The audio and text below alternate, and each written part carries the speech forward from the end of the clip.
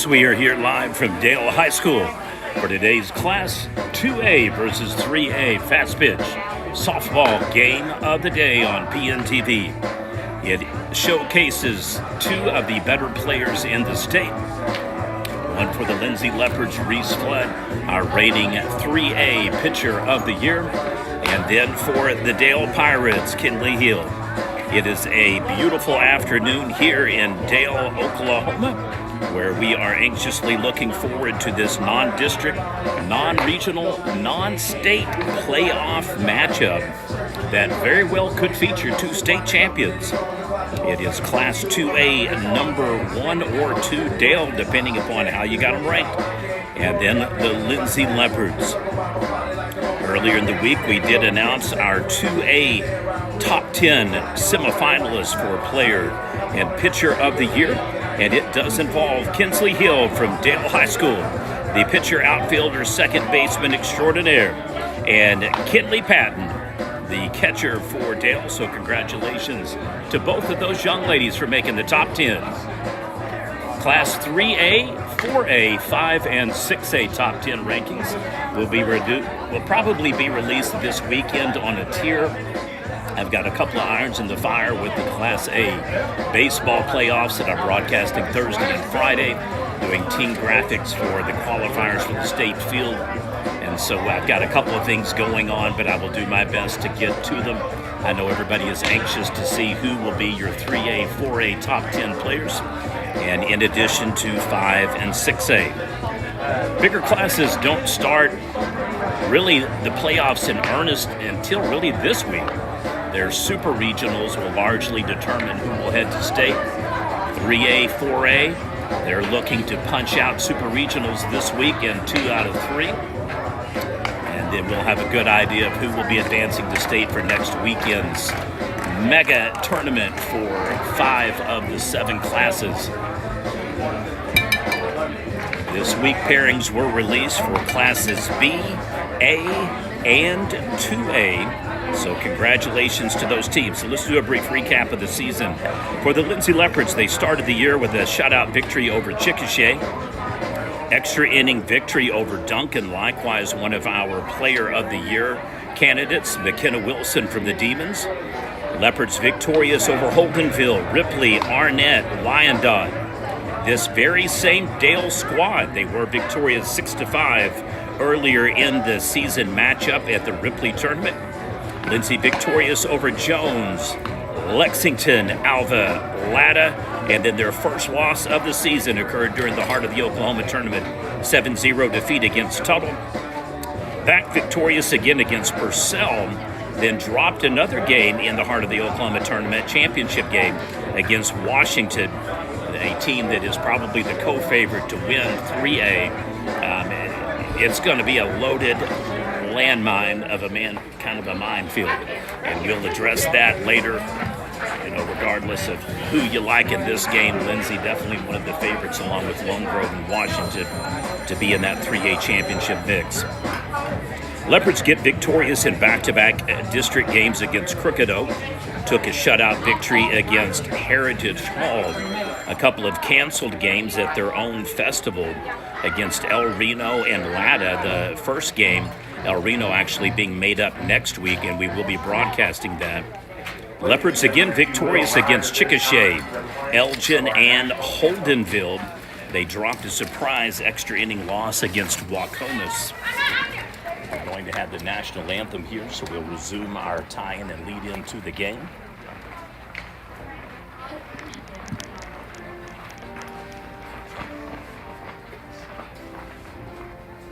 I'm not the only one that kind of got it sprung.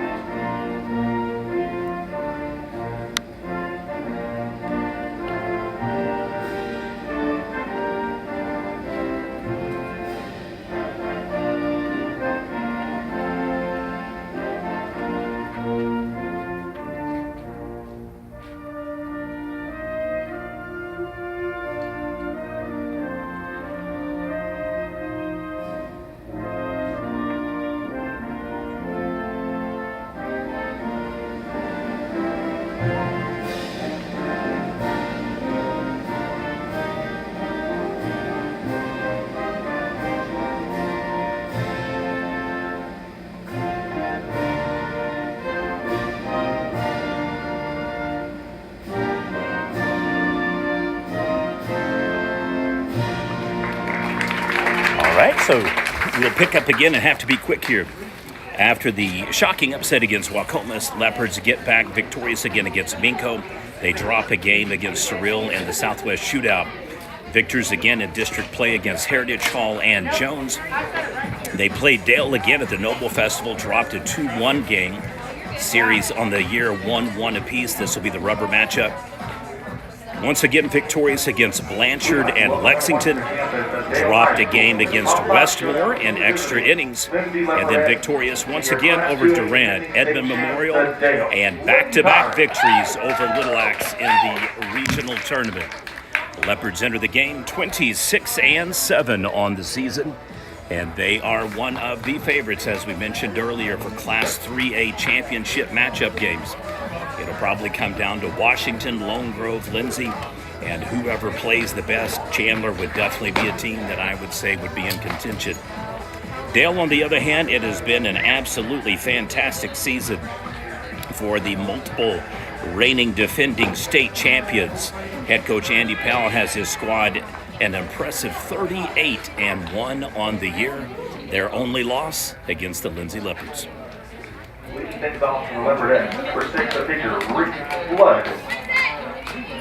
right, Flood will be on the mound, announcing this past week that she will be continuing her athletic and academic career at Arizona State University. Sun Devils getting an absolute dog. Thank our coverage sponsor for today's live stream, video highlights, and post-game interviews, Asher Oilfield Specialty.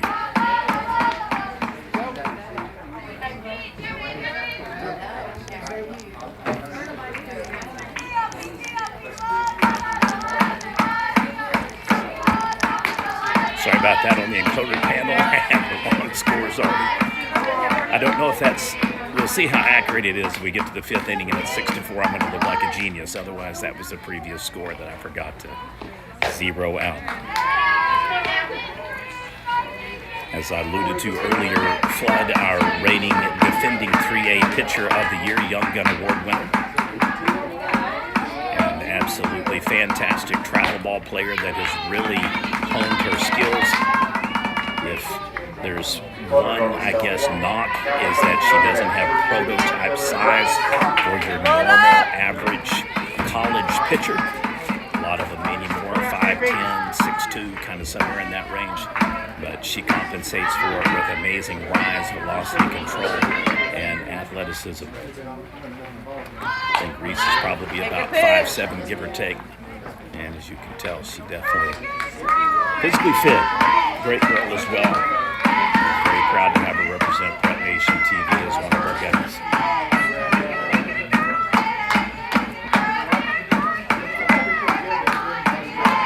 Second batter up for the Leopards now after the leadoff walk.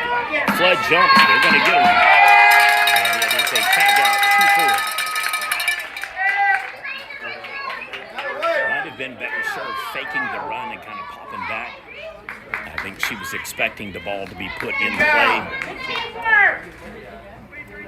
But they had her by about 4 strides on that one.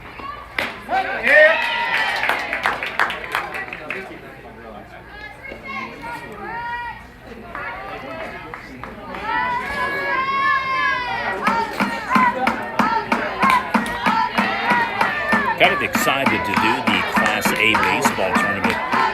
Thursday and Friday, we will be broadcasting quarterfinals and semifinals only.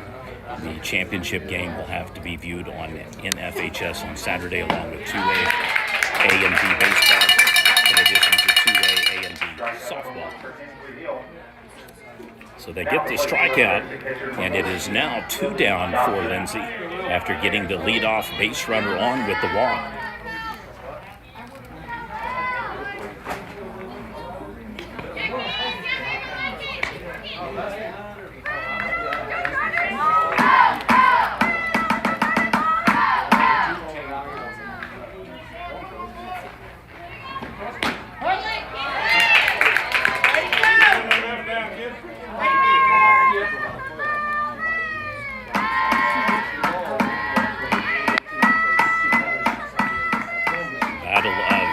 Preeminent pitchers in Class 2A and 3A. Kinsley Hill on the mound.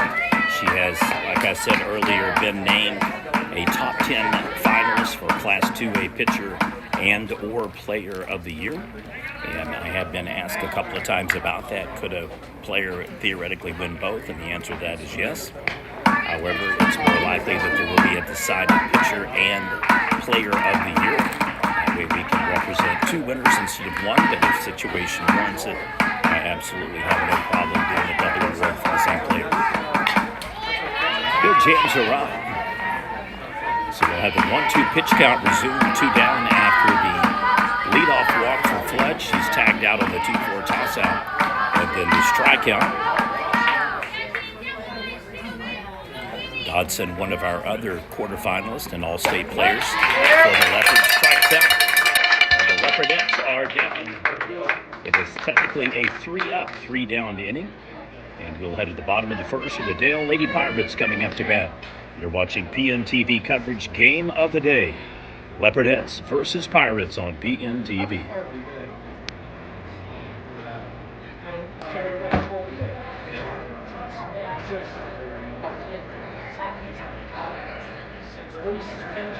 All right, we did a recap for Lindsay. We'll do the same thing for Dale. As I said, only one loss on the season, and it was avenged against this very same Lindsay squad. Started the season with a run rule victory over Perkins Shria. Victorious once again over Morrison. Kiefer, Hominy dropped their 5th game of the season against Lindsay. Since then, it has been 33 consecutive victories for the reigning defending state champions. Victors over Prague, Washington, Edmond Memorial, Deer Creek, Dixon, Caddo, Hennessy twice, Bethel, Hara, Chickasha, Purcell, North Rock Creek, Shawnee, Lone Grove, Meeker in back-to-back district games. Stroud avenging their loss against Lindsay in extra innings 2-1. Victors over Blanchard, Minko, and Jones. They were out of state for a tournament and defeated Lee Summit, Cassville, Branson, Carthage, and Monet, Missouri. Back in OK Preps play, victorious against Tuttle, Texoma Goodwill Co-op. Regional tournament, victorious over Tonkawa in a 3-game punch-out, and then likewise victorious over Pawhuska. And so they ride a 33-game win streak.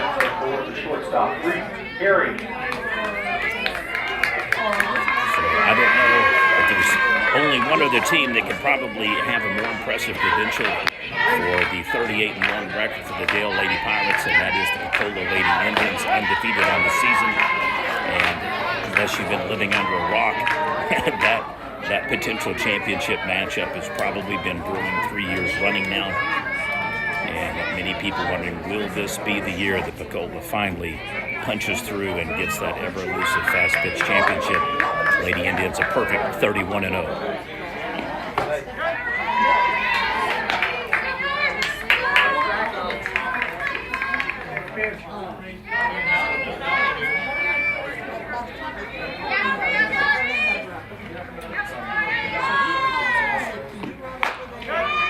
And a swing and a miss.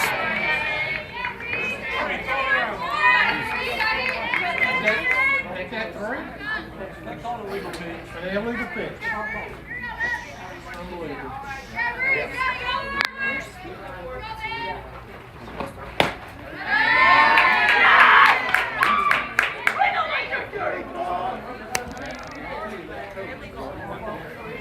Here we go. All right, count will resume. 2-2 is the official tally.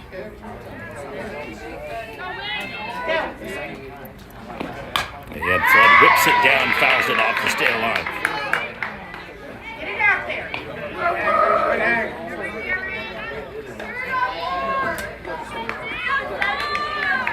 That finish right here.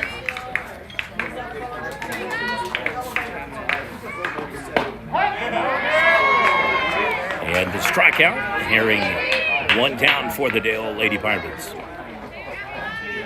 Now batting for the Lady Pirates, number 5, the third baseman, T. Muncie. Muncie, one of our top 20 quarterfinalist All-State players for Class 2A as well. Made half of her career at Amber Pocasset, and then the back half here at Dale High School.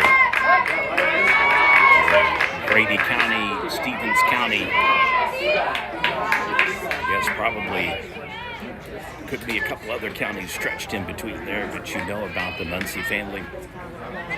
All exceptional student athletes. Her older sister, literally one of the best to ever do it, honestly. Just a really, really talented family. Something in the genes, something in the water. Ryan Hahn. It's hard to believe it's been a couple of years ago, but Teague was our most outstanding player for the Elma Comet basketball tournament. And as good as she is in softball, she's probably better in basketball. Whips it up the middle. RBI Muncie. Single Muncie.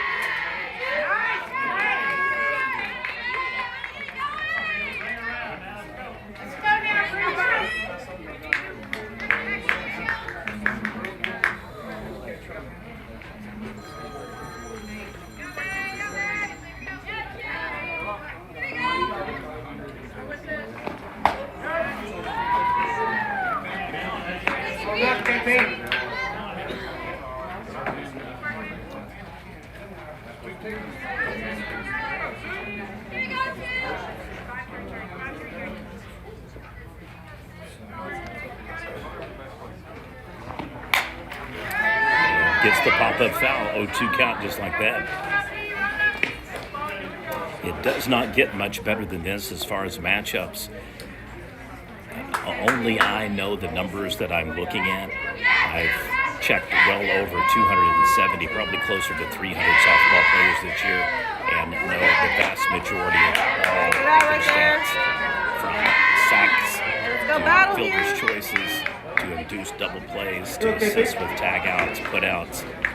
And I'm telling you, when I say this, and I say this very humbly, two pitchers on the mound today may very well be two of the top 10 final players in the entire state.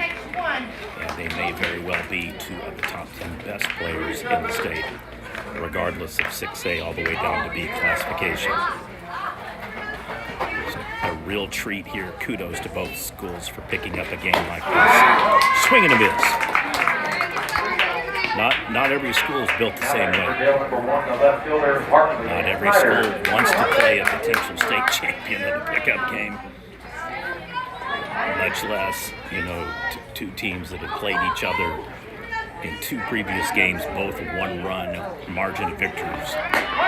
So don't expect it to be one of those. That actually hit the base runner.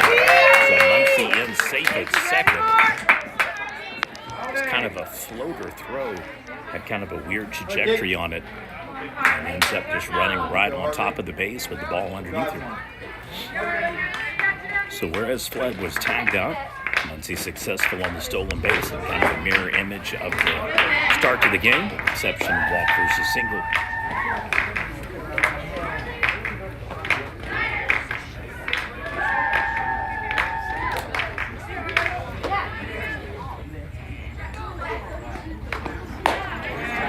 And gets her swinging high.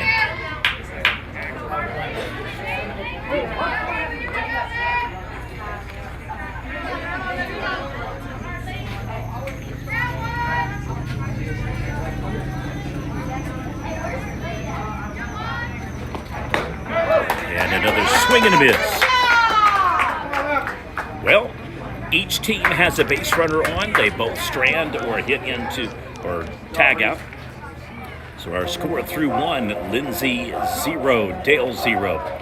Leopardettes coming up top of the second inning. You're watching PNTV coverage, game of the day, Dale versus Lindsay.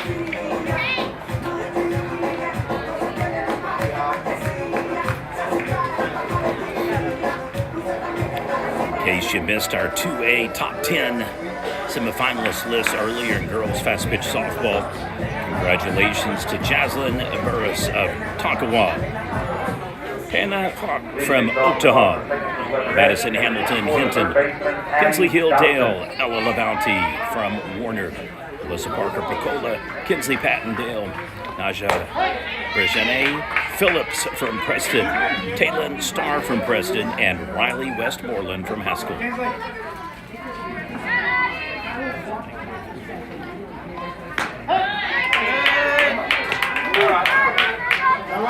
Happy to report Reese Flood with career numbers, strikeout 200.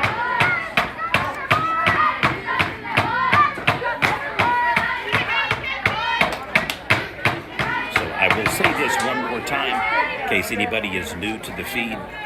This is a matchup, in effect, of co-favorites to play for swing and a miss. Strikeout here. To play for both 2A and 3A. These are not girls to be trifled with. Very high level of skill. Dale enters with a 33-game win streak, 38-1 on the season. Lindsay playing an absolute murderer schedule. I mean, they've played the best of the best from 6A all the way down. Teams split the pairings earlier in the year. Lindsay winning the first game by a run. Dale the second game in extra innings by a run. And pretty much just about as competitively matched up as you can get. Both pitchers are dealing today. I don't know if they brought their A-plus games and they got something to show me. And so far, very impressive what I'm seeing. I know that there are 10 disappointed young ladies today that their names were not in the final 10 semifinalists. I just want to say that I am very proud of all of them and very, very honored to be able to consider the amazing student athlete and talent around the state of Oklahoma. The first baseman, Maddie McGowan.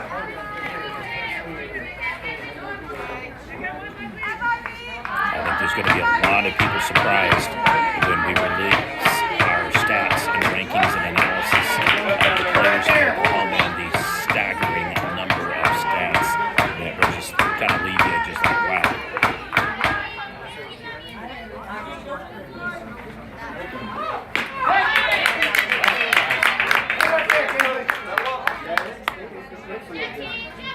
If you haven't subscribed to our PNTV channel, please do so. All you have to do is go to the home channel, click subscribe. It is free. If you're not a PNTV all-access subscriber, please get that in.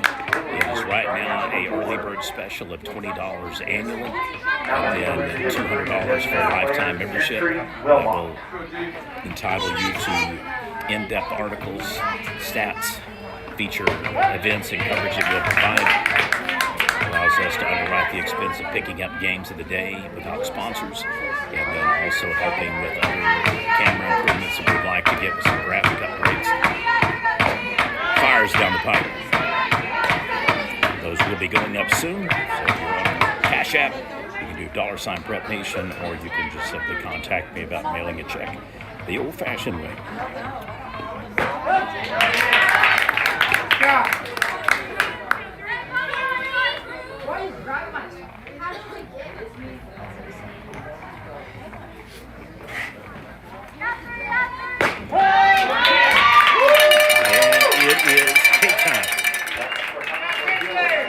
Pitchers are dealing today. He probably hit the black spot and he's out of box and that's sad.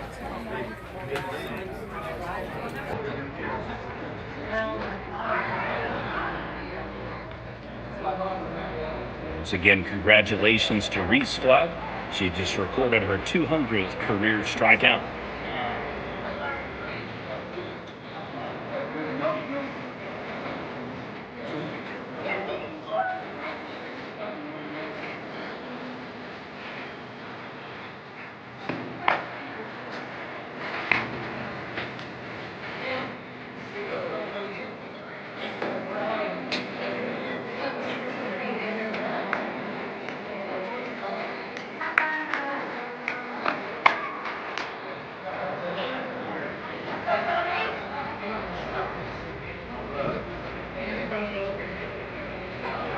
Now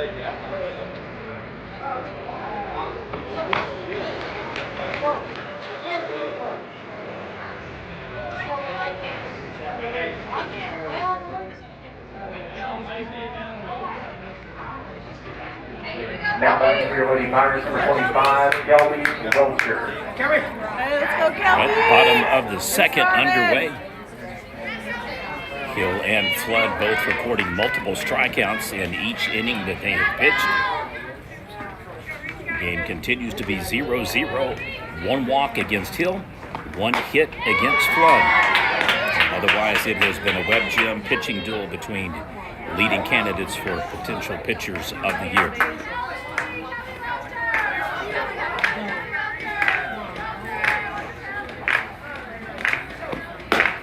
Swinging a miss.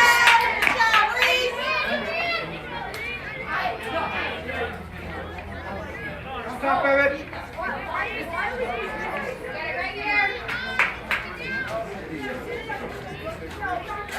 In case anybody's wondering right now,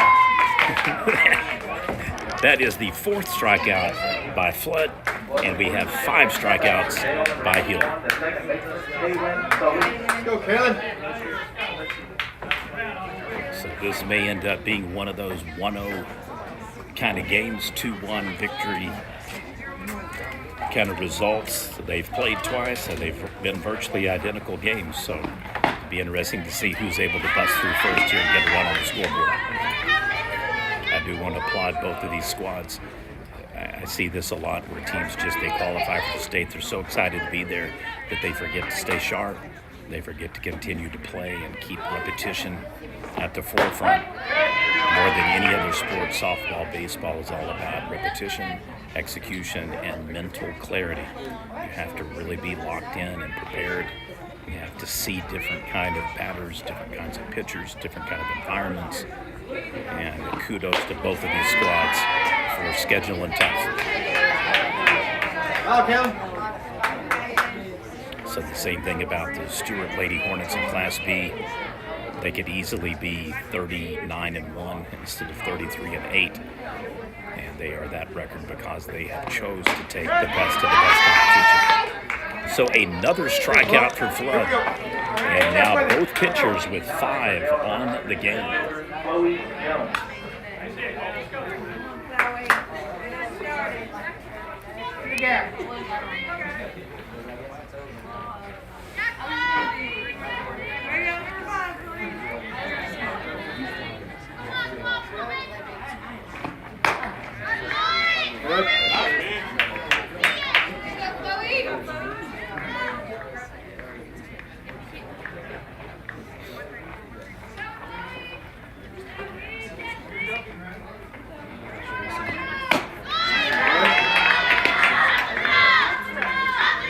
So far, 2-0 pitch count. They'll trying a little bit different strategy here. Instead of swinging and missing, they're forcing Reese now to go a little bit more locked into the zone. She likes to throw that rise ball. That'll hit my pitch and we so that'll put the base runner on for Dale. So far, only 2 dings in the armor. A single up the middle by Muncie, and then the hit by pitch right there with the 2-0 pitch count.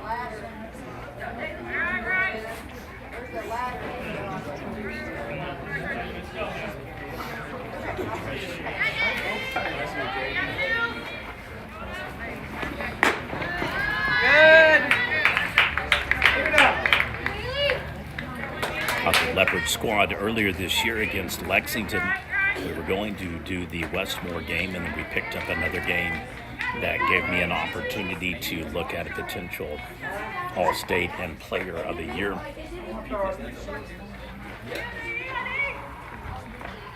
We are booked in back-to-back weeks now to cover the Leopardettes.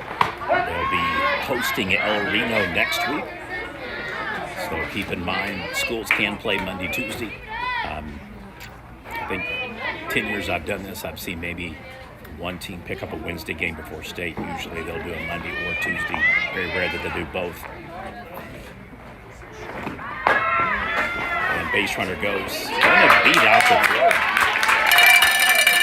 Were it not for the rainbow arch kind of throw to it. Could have had an opportunity to snag as is Dale successful now. Back-to-back innings getting a base runner at second.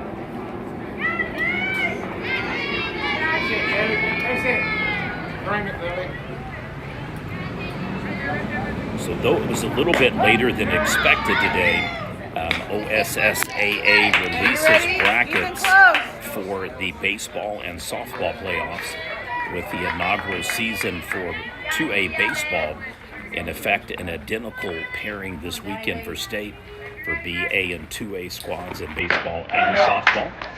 Swing and a miss, and it is another stranded base runner and the 6th strikeout on the day. Miss Reese Flood.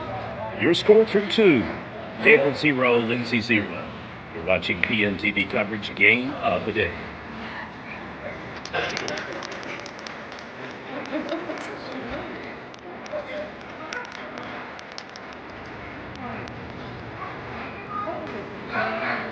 So if any of you are interested in who will be playing whom for the Class B State Softball Championship Series, overall seed, no surprise, Stewart versus Roth, Loki the Sickles versus Caney, Kiowa versus Soper, and Whitesboro versus Leedy. That is your Class B State Championship field. Congratulations to all the quarterfinalists for the Class B Fast Pitch State Softball Tournament. In Class A, your state quarterfinal field is as follows. Top seed of the tournament, no surprise, Caddo, the 6-time reigning defending state champions versus Ripley. Then it'll be Arapahoe Butler versus Cyril. On the bottom side of the bracket, Dewar Redo and Tuska versus Cheyenne Radon. Congratulations to all the teams for the Class A pairing. Anderson now up to bat for the Leopards in the top of the 3rd.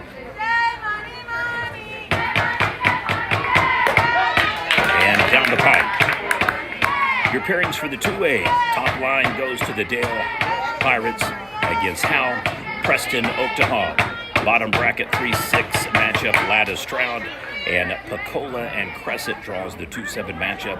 So Dale does get the over one number 1 seed in spite of having the 1 loss and Pacola being undefeated. Congratulations to all of the squads that have made state for BA and 2A fast pitch softball. Another strikeout for him. Strikeout there against Kinsley Hill. Strikeout number 800 for her Lady Pirates. Awesome. We hit 2 notable numbers today. 200 for Reese Flood, 800 for Kinsley Hill. For Lindsay number 9, the right fielder, Barron Cruz. What an honor and attainment for this young lady. Absolutely fantastic pitcher from Dale High School.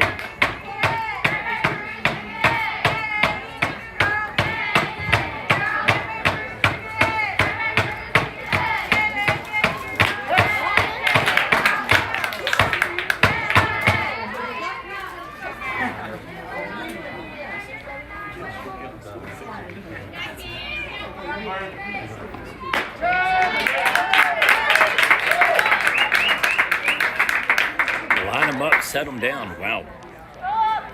Impressive performance for Ms. Hill. That's the top of the order for Lindsay number 6, the pitcher, Reese Flood.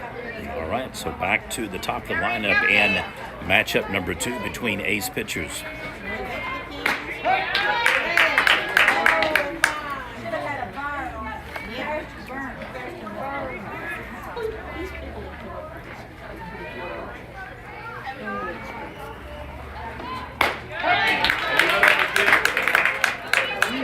Pitchers just very efficient in pitch counts. 0-2 deficit now. Hill looking to strike out the side. And in high.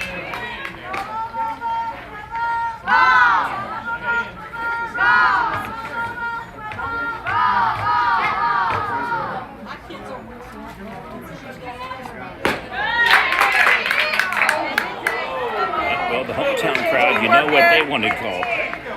Is officially ball 2, so we'll have a 2-2 pitch count. And Flood will have another opportunity here to potentially get on base again. In high, ball 3, full count.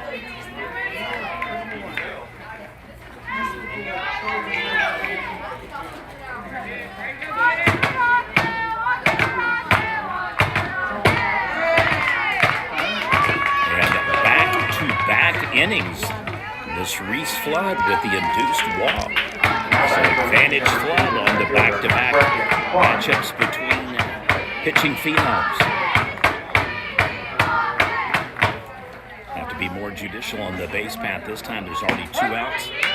Flood, the leadoff runner in the first, tagged out at second. Just kind of misread the, I think, swing of her own play, to be honest with you. I really thought she was probably going to put it in play because she didn't run as fast as I've seen her run today.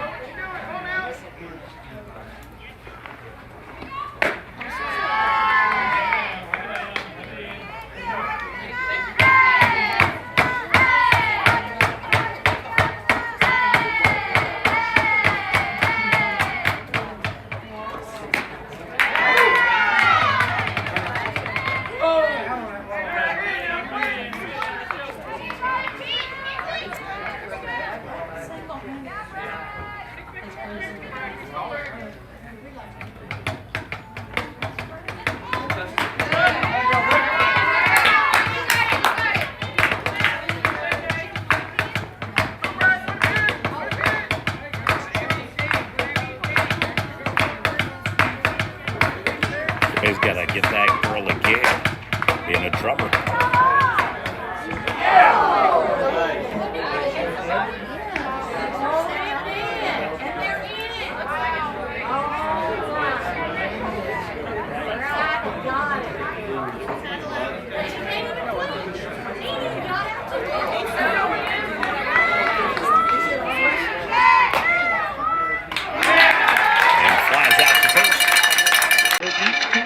Opportunity to advance base runners to second.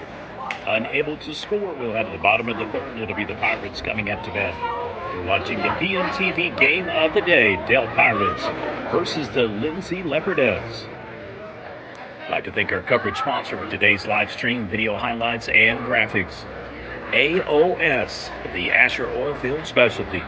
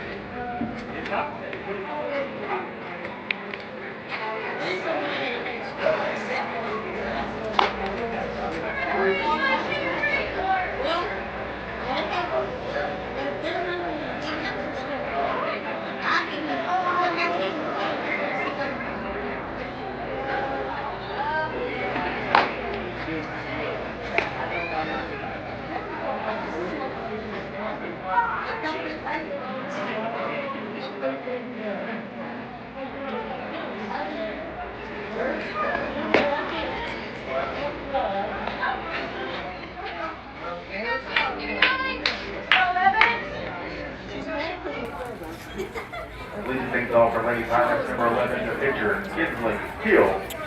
Right, it is now the matchup between Hill and Flood in reverse.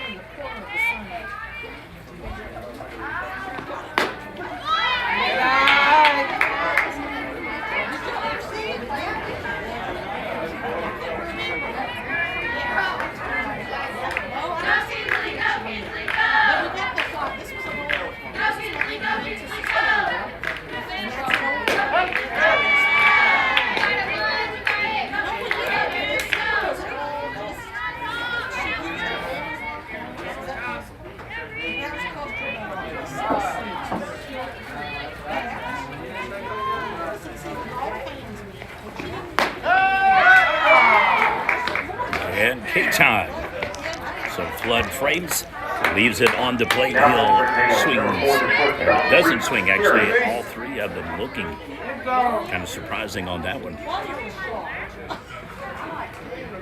So in case you are officially wondering, or if you really don't care, I'm going to share it with you. 7 strikeouts on the day for Flood. 7 strikeouts on the day for Hill. Crazy. It is a tit-for-tat, ping-pong, yin-yang effect. I will not rank our top 100 best softball players until the conclusion of the season because I want to give every single player the max opportunities to finalize their resume. However, unless something strange, odd, or just totally inexplicable happens, I just don't see a scenario where Kinsley Hill from Dale and Bruce Flood from Lindsay will not be in the top 10 overall player rankings. And I'm talking across the state. Obviously, they'll be in the top 5 of 2A and 3A. Over to the second baseman, and it is a 4-3 ground out. I like the hustle by that catcher, man. She runs that line. I've seen her do it a couple of times, and I really, really like it. Now batting for Dale, number 5, the third baseman, T. Muncie.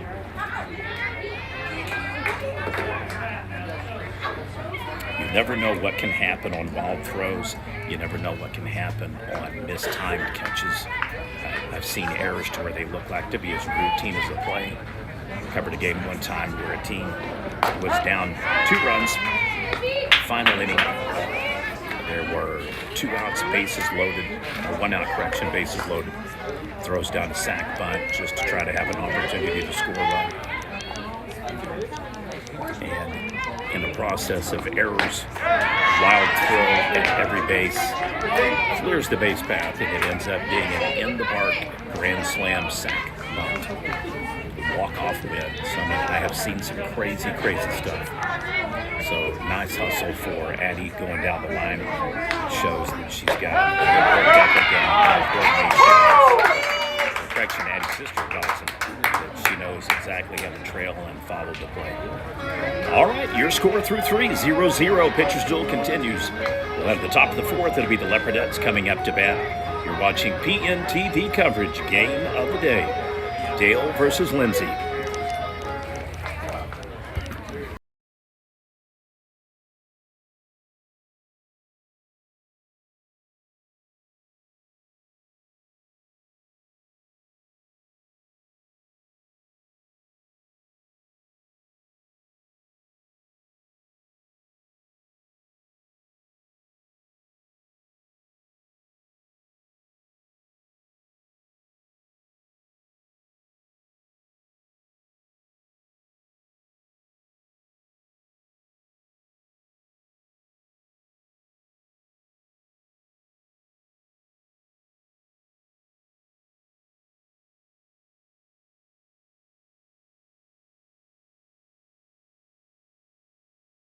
Lily, so I apologize about that.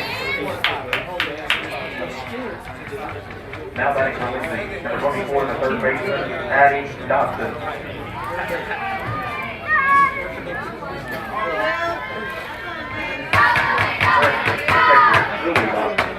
He just did it too. So see, I'm not the only one, folks. All right.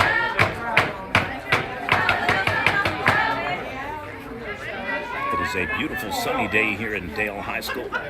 If you haven't been to the ballpark, right off of I-44 240 stretch, going to Shine, backside of the Kickapoo Casino. And if there has ever been a more fitting Children of the Corn theme, both ballparks situated on the backside of a large cornfield, and it has been baseball and softball royalty, folks, and basketball as well. Just an absolute powerhouse of a program. Solid hit out to right field. Goes all the way to the wall. Rolls it one out. And that's going to be in safe with the stand-up double for the Lindsay Leopardettes.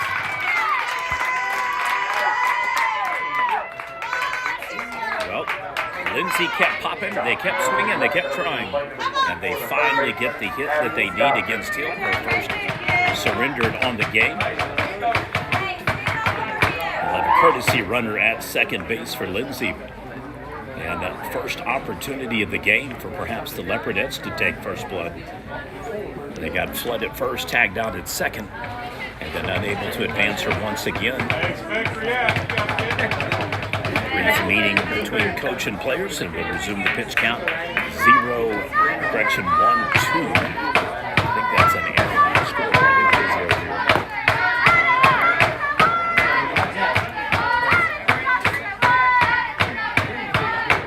I think that is just now ball 1-0.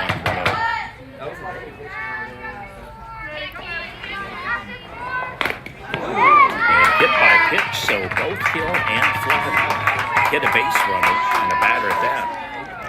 First time though in the game that either team has had 2 runners on. Now back to the Leopardettes, number 16, the shortstop, Leslie Wilmot.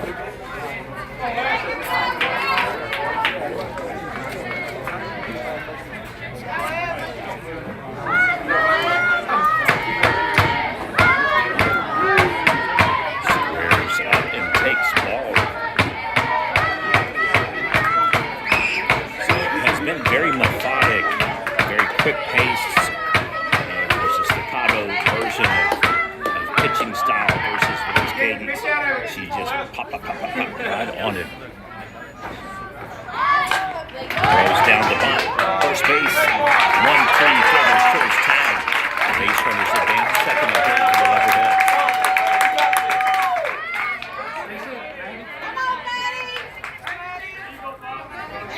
Now back to Lindsay, number 5, the first baseman, Maddie McGowan. Bowing up to bat for the Leopards for the second time in the game.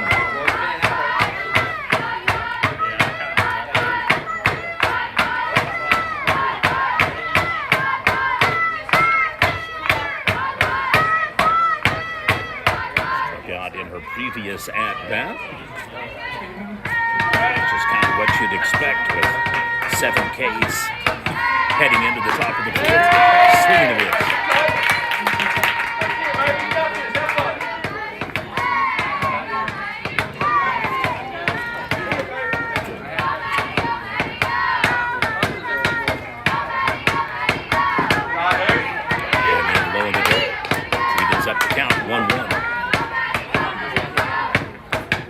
The game of the day tomorrow will feature the El Reno Lady Indians versus the Putnam City North Panthers. Swinging a bit.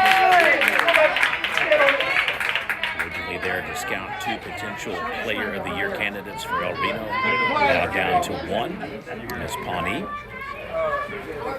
So we will be in Oklahoma City tomorrow. And it is K-Town to go with her 8th strikeout in the game. Our Thursday schedule will be the Class A state quarterfinals for the fall baseball playoffs. So if you're not doing anything and you'd like to tune in, we will be broadcasting games at Edmond Santa Fe High School. The games will kick off at 11 a.m., weather permitting, with Wright City versus the Surprise Hydro Weekly Bobcats. And it'll be Navajo versus Worcester at 1:30 in the 4-5 seeded game. Bottom bracket and evening session will feature Okarche against reigning defending state champion Amber Pocasset. That'll be at 4 p.m. And the final game of the evening, 6:30, will feature Rattan versus Sterling in your 2-7 matchup. Again, that's for the Class A baseball playoffs this Thursday, Friday at Edmond Santa Fe, and then everything shifting to Bricktown on Saturday. This year, the A game will be played at 2 p.m. If you want to go out to the ballpark and watch the championship game, there we'll have a triple header that'll start the day with 2 A then B. So they'll be in chronological order. Another swing and miss. 1-2 is the pitch count. Leopardettes wanting to take advantage of the rare double deep hit ball. Strikeout number 9 for Hill. Leopards strand 2, can't score. Well, at the bottom of the fourth inning, it'll be the Pirates coming up to bat. You're watching PNTV coverage, game of the day, Dale versus Lindsay. I'd like to thank our coverage sponsor, Asher Oilfield Specialty.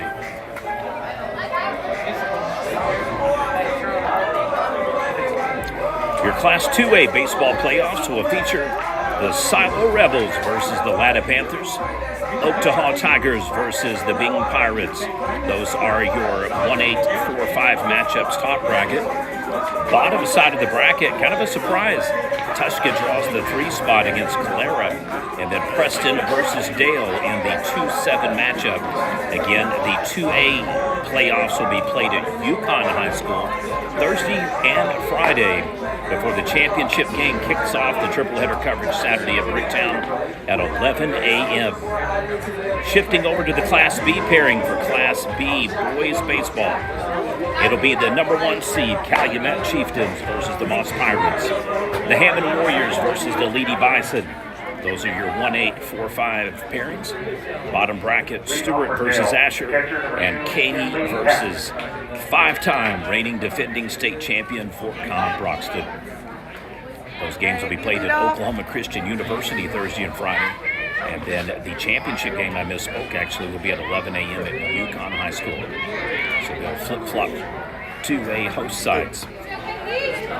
So I do apologize. I thought they were going to do the triple header at Brooktown, and instead it'll only be 2A and A, unless weather should change and mandate that they switch the sides. So congratulations to all the teams that we've mentioned. It's a big deal for a lot of these communities to have their teams in state playoffs. And some of them have been expecting it. Some of them have made it so just commonplace and consistent that sometimes looking on the outside in, you just take it for granted, really. Wallops it out to center field. So both teams have doubles. Oh, she's going to turn this one into a triple. In safe.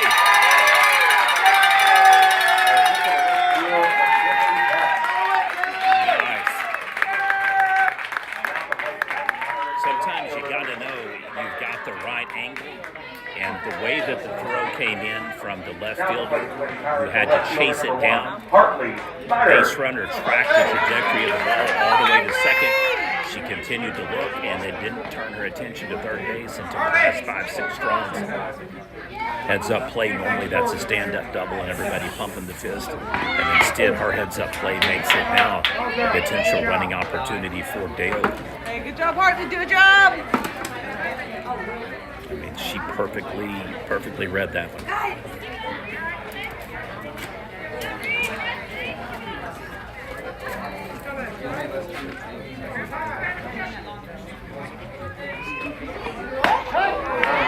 And take strike.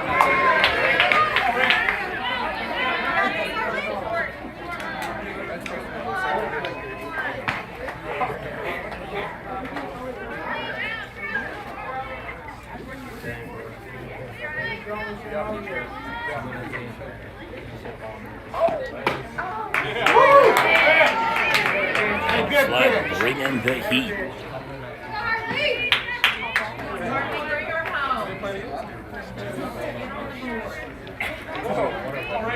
I know that fast pitch softball in Oklahoma has never been more popular. Swing and a miss, K-Town, than it is right now, and you better take advantage of the opportunities, folks. This young lady on the mound, the only reason why you would not see her in a Women's World Series game is if Arizona State doesn't qualify for the tournament. Reese is a very special player, and very same thing to be said for Kinsley Hill. Just absolutely fantastic athlete.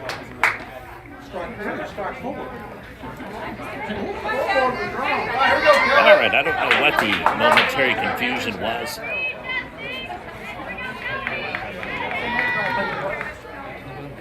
But I commend Kinsley for not wanting to let it go. Let's go, Kelby. Takes one. Or correction, Hartley, rather, I'm sorry.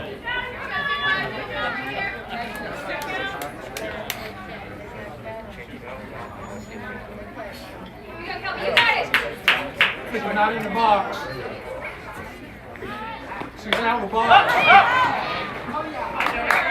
So I've tried my best to update notable stats throughout the game, and the stat of the day definitely 9 strikeouts apiece for Miss Flood and Miss Hill.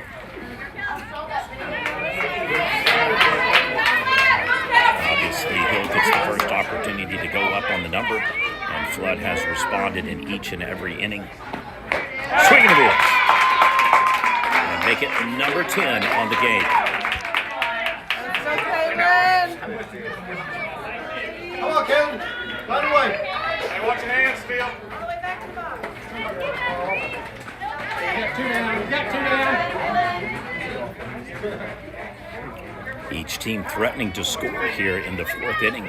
Leopards with a double out to right field. Pirates with a triple out to center field. Both pitchers have been keeping it a short field for the batters. 2 hits on the day for Dale. A looping shot up the middle to center field by Teague Muncie. And then the aforementioned triple that lined him up right with no outs to start the inning. Patton just unable to get much off of the base. No wild throws to steal. And then no balls put in play to potentially score her.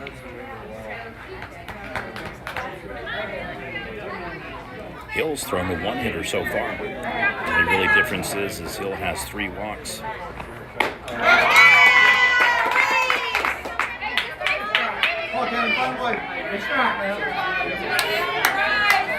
Both have a hit batter in effect or a walk that way. It's been very, very similar.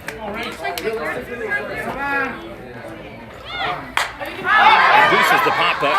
Catcher goes backwards. Oh, snags it. She's not playing around, y'all. Chases the pitcher down and gets it all the way from third. We'll score through 4 innings. 0-0. Dale versus Lindsay. Led at the top of the 5th inning. This game coverage live stream, video highlights, and post-game interviews brought to you by Asher Oilfield Specialty.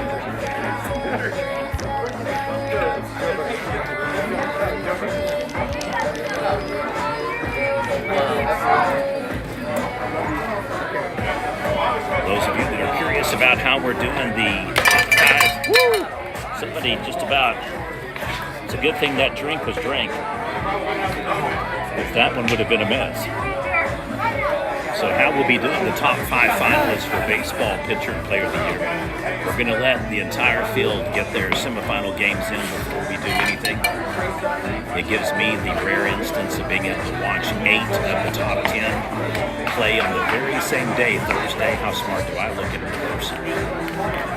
I've covered all of these boys all season long. I've seen them multiple times, some of them multiple years. There's not a single player on our top 10 list for baseball that you can punch a hole through their credentials. These boys are legit players. I'm very proud of all of them. There's a couple of players that are lesser known.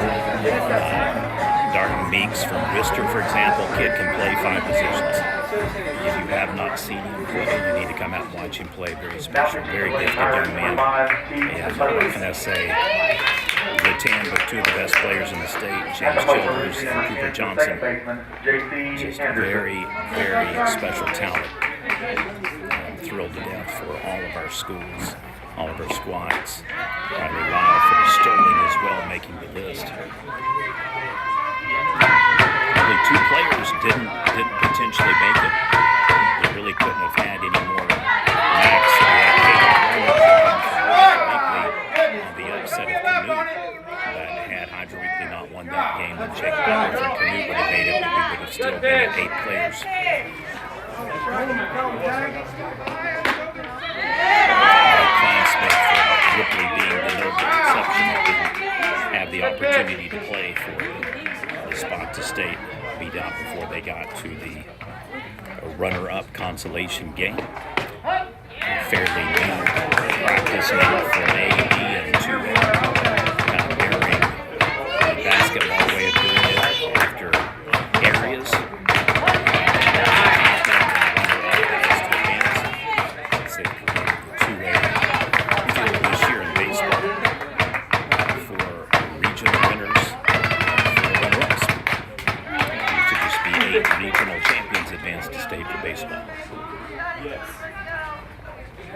Well, both pitchers have been very successful. Both have impressed, and both have looked efficient, sharp, and on point. Take it for its worth. Here's the first pitcher to go out and struggle. Wasn't any kind of sign of alarm or distress.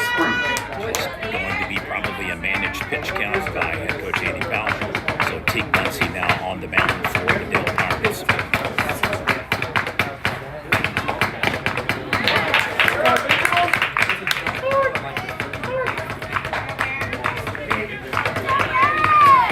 So unless something unforeseen happens, Hill is done for the day. 4 innings pitched, 1 hit allowed, and a couple of hit by pitch walks. 1 hit by pitch of the walk, and then she has 9 strikeouts on the day.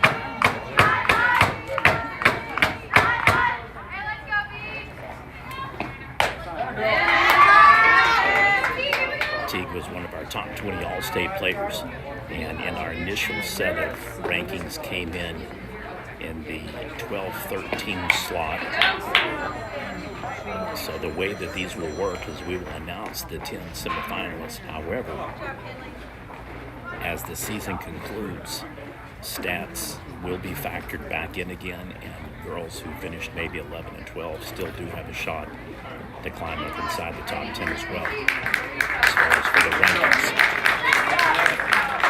So just keep that in mind if you're one of the parents that your daughter didn't make the cutoff for 10. This is just the nominee process of players and pitchers of the year. Your daughter still have an opportunity to finish ranked in the top 10, which in a lot of ways should be more gratifying than being considered for an award, is actually earning the accolade of being one of the top 10 players in your state in your class. One hops it over the shortstop.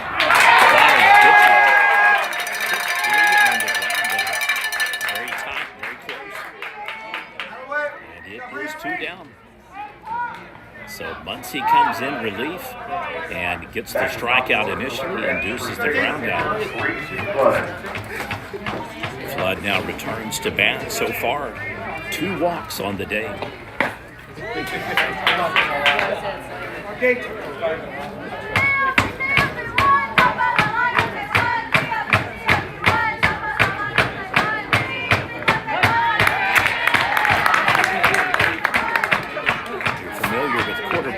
Racing. Everybody knows the story of Seabiscuit, the undersized horse that actually outran the Triple Crown winner. Hey, finish it! I've learned over the years, when you have softball players, there's just some girls that aren't genetically big. They're not massive, they're not imposing, they're not super tall. And Lisa's one of those kind of tweener players that maybe by the eye test definitely has a big dog inside. Swing and a miss, unable to get on base. So it's 2 strikeouts for Muncie in relief and 1 ground out. It's a tight affair so far, anybody's ball game. So we'll head to the bottom of the 5th inning. It'll be Dale coming back up to bat. You're watching PNTV coverage. Game of the day, Pirates versus the Leopardettes. Okie born and raised, Okie till I die. If you're an Okie too, put your Okie in the sky. Okie born and raised, Okie till I die. If you're an Okie too, put your Okie in the sky. Okie born and raised, Okie till I die. 46 days, without that life. Hard to understand how we stay so fly. If you're an Okie too, you already know why. We in the Midwest, we in the heartland. Okies are the best, always in the helping hand. May have never met, you might not even know me. We talking 37, suddenly we Oklahomies. We is 8 bars, we some good niggas. Okies coming different shit, we in different games. Okies come and they tear it all down. Okies come together strong, and we build it from the ground. We're in our rock show, Okies always show love. Enemy a lot, Thursday, turn up. You know that meeting, you always gotta see. And they always try to ask when I get to see. Okie born and raised, Okie till I die. If you're an Okie too, put your Okie in the sky. Okie born and raised, Okie till I die.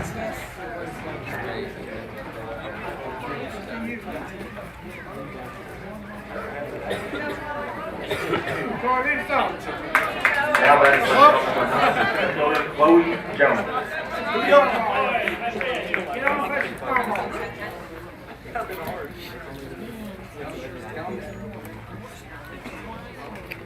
All right, Flood will at least pitch through 5.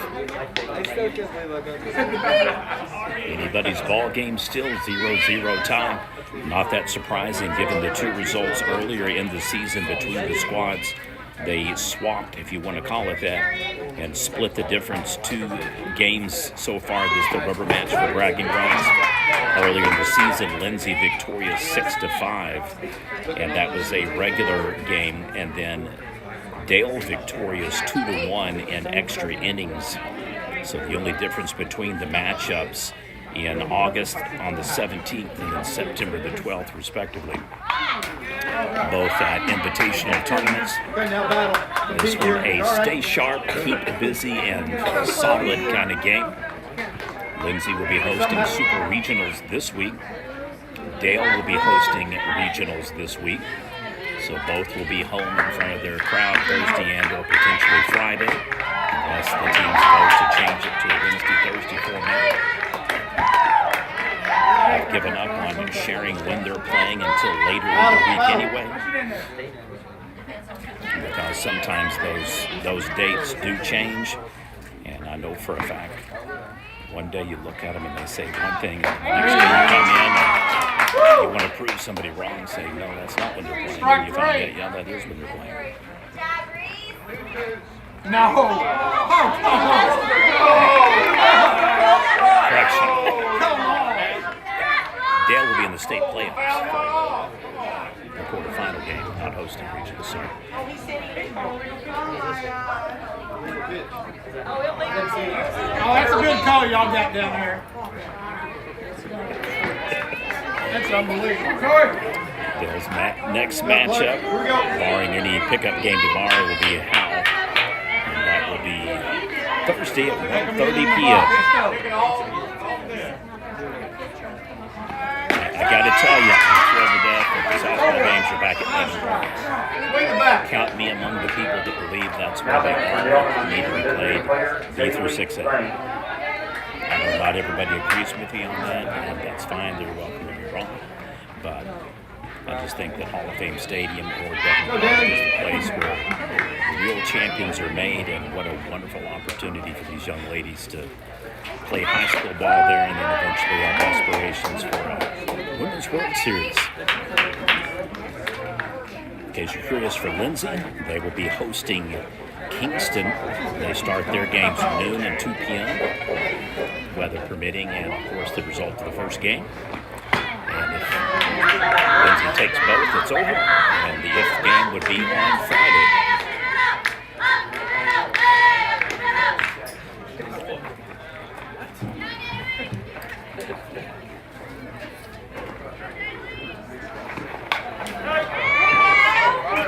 4A is a little bit more problematic, and have definitely had more tweaks made to some of those games are actually Wednesday, Thursday, others Thursday, Friday.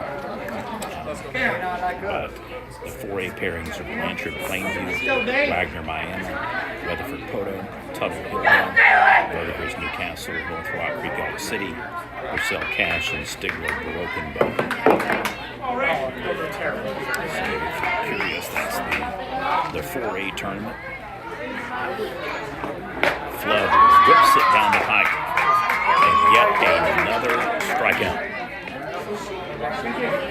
The Class 3A Super Regionals will be Lone Grove versus Heritage Hall, Washington against Sperry, Perry against Prague, Lindsay against Kingston, Chandler, Alva, Silo, Bethel, Adair, Sequoia, Tahlequah, and Valiant against Eufaula.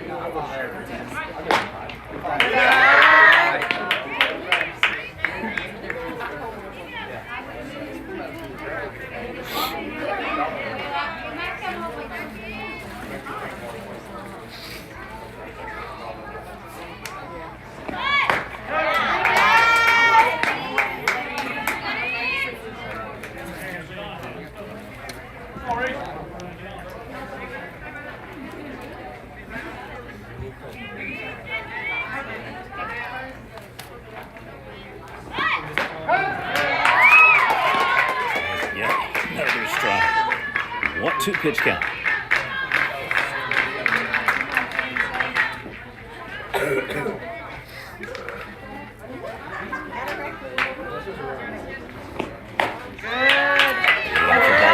2-2.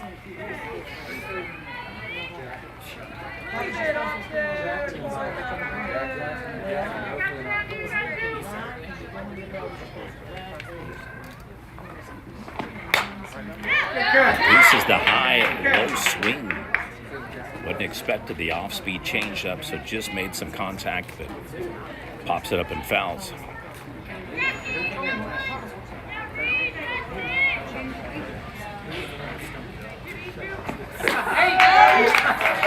And K-time. All right, it is 11 combined strikeouts for Dale. And 13 strikeouts now for Lindsay. All 13 by Miss Reese-Flynn. So out of 15 batters faced, 13 out of 15 has been K-time. All right, your 5A regional pairings. It'll be Guthrie with a bye, El Reno, Lawton, MacArthur playing to beat the Blue Jays. Duncan against Santa Fe South, Noble and Lawton Eisenhower. In 5A again, Carl Albert versus Ardmore and Altus versus Del City. Pryor will be the host with a bye, Durant and Sepulpa in the bottom part of their bracket. Coweta with the bye, Glenpool, Bishop Kelly with the other pairing. At Tahlequah, it'll be Tahlequah with the bye, Shawnee and Grove, and Collinsville likewise with the bye, Claremore versus McAllister. Again, all hosts. Opportunity to win in style and advance to state. Only one team from each regional will advance.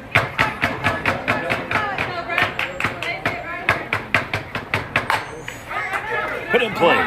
Fires over Victor on the ground out. 5-3, 1 down.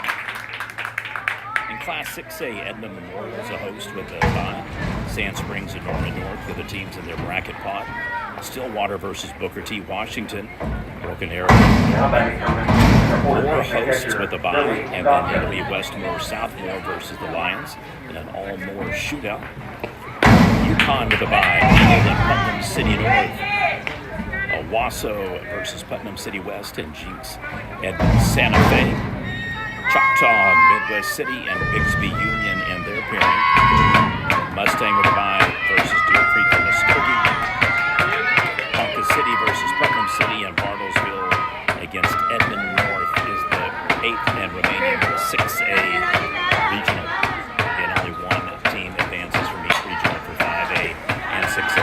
Back-to-back shots to the third baseman. Another ground down, 2 down now for Lindsay. Well, as impressive as Kinsley Hill was, Teague Muncie has been equally impressive coming in relief. Watson, one of our other top 20 Player of the Year quarterfinalists, and an opportunity to be a top 10 semifinalist.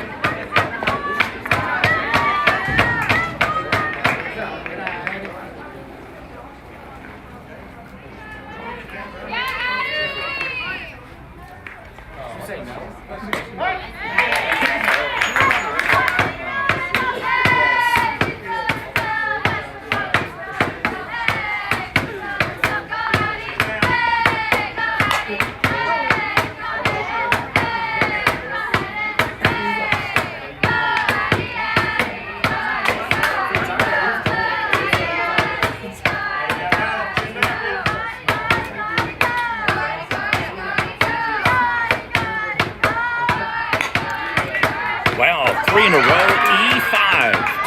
Leopardettes on.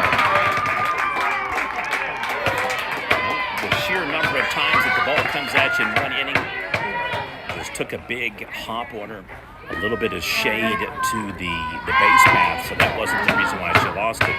It just took a really high hop off the ground and didn't quite get enough glove on it. Used her body to deflect the ball. Unfortunately, unable to get a hand on it. And the Leopardettes pounce on an opportunity here now in the 5th.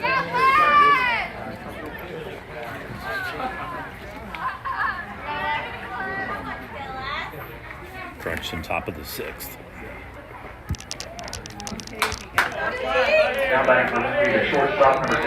I hit the button. I apologize, folks.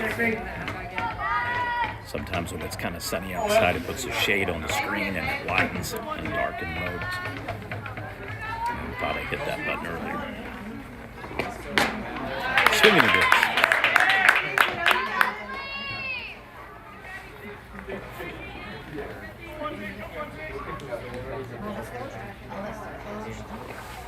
Go hard, go hard! Puts it in play to the third baseman again. She's going to get all of the action in the 6th inning. So she records 3 outs and redeems herself on the temporary error there. And we will head to the bottom of the 6th inning. Pirates will be up to bat. Thus far, it has been a pitching duel by committee. Kinsley Hill, Teague Muncie for Dale, and Reese Flood for Lindsay.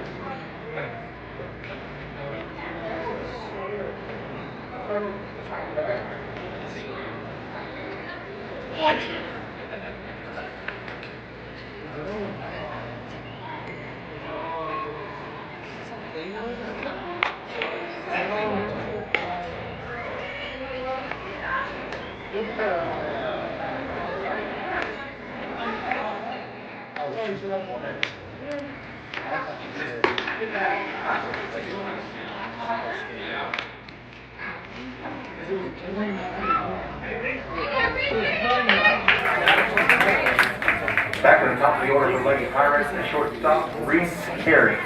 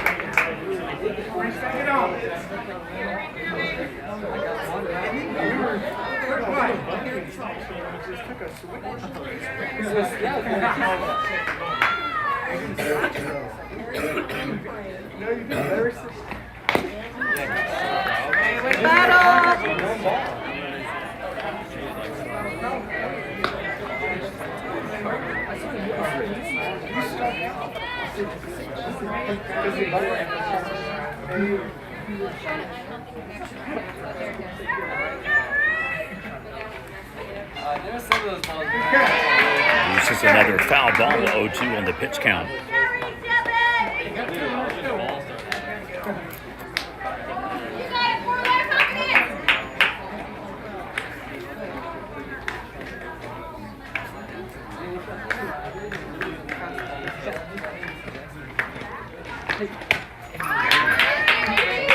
Speed change up.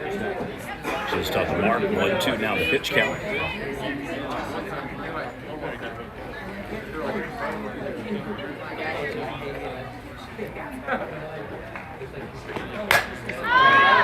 Loops this one to shallow left. Oh, the shortstop trips and blocks it. So back-to-back innings with an error by the infielders. Happened to the third baseman for Lindsay. Unfortunately for her, had she not caught it backwards and tripped, would have been an out and 1 down.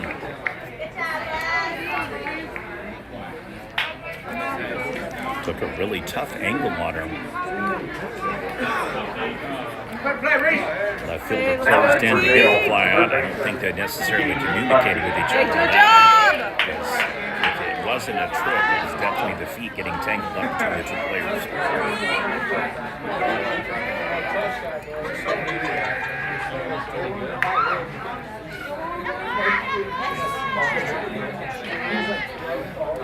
So officially an E6 on the play, non-single. And fouls it off once again.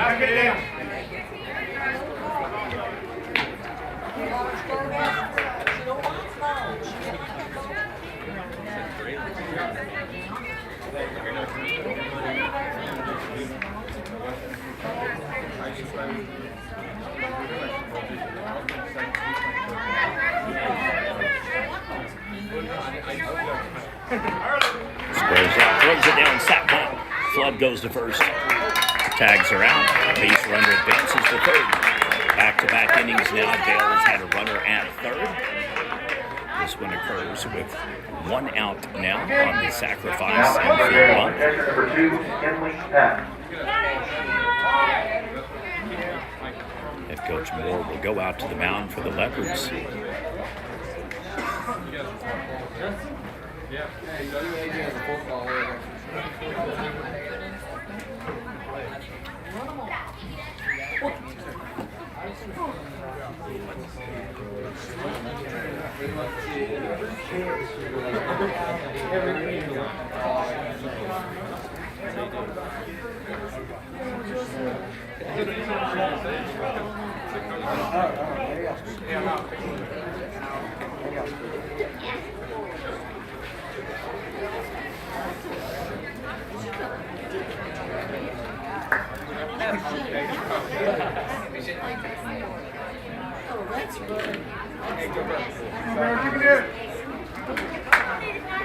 Okay, let's go, KP.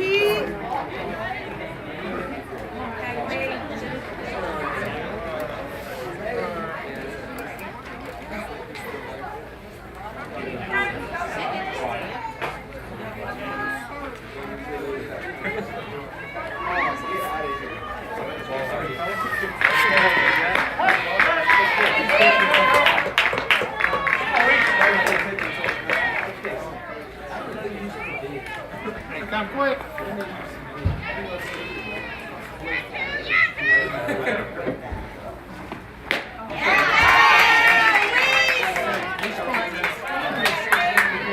Hey, battle. You good? Hey, you can.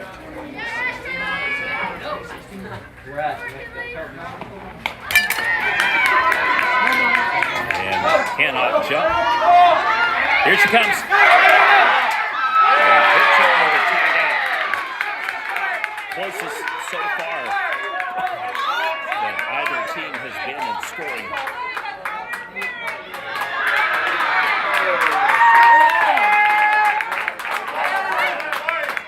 Lindsay wants to call out. Dale wants to call interference at home plate blocking the path. And it looks like they're going to give a blocked plate called. And Dale will take the lead here in the bottom of the sixth unless this gets reversed. The error proving costly for Lindsay on second. Ask the other ump. Don't ask our coach.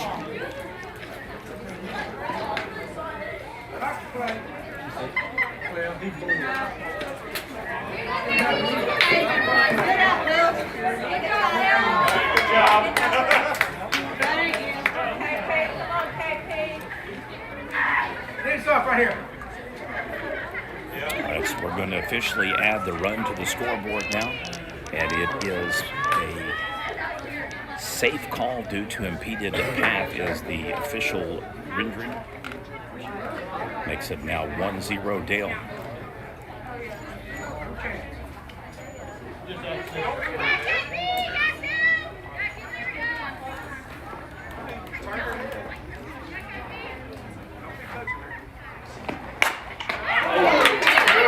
Right to the pitcher. And money in the bank. Flood gets her on the ground.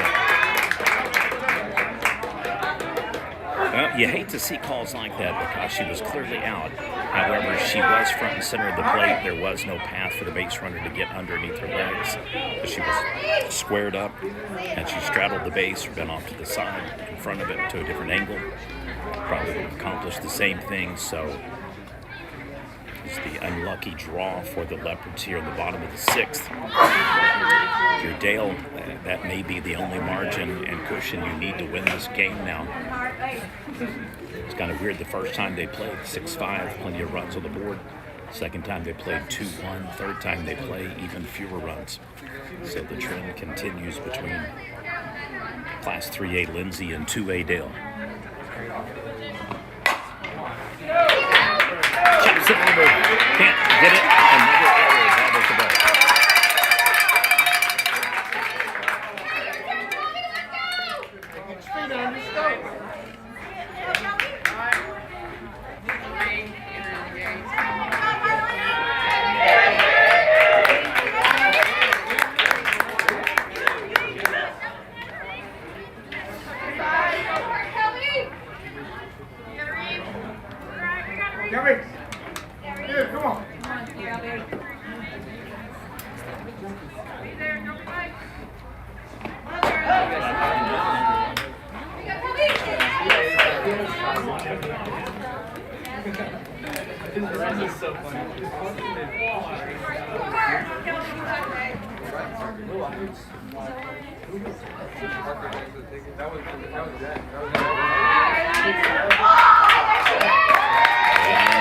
Second, another stolen base for the Dale Lady Pirates.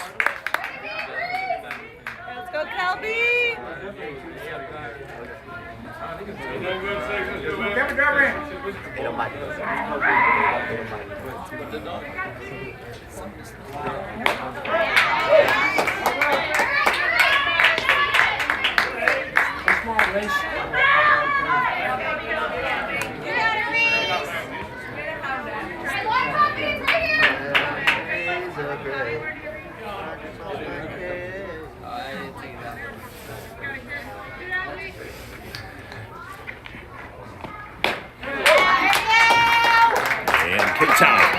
All right, here's the short and long of it.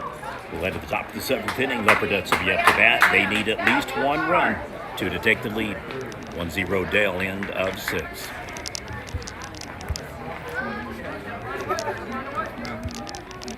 Difference in the game. Bobble on the fly out by the shortstop, unable to maintain possession of the ball. Base runner is able then to jump second and take third.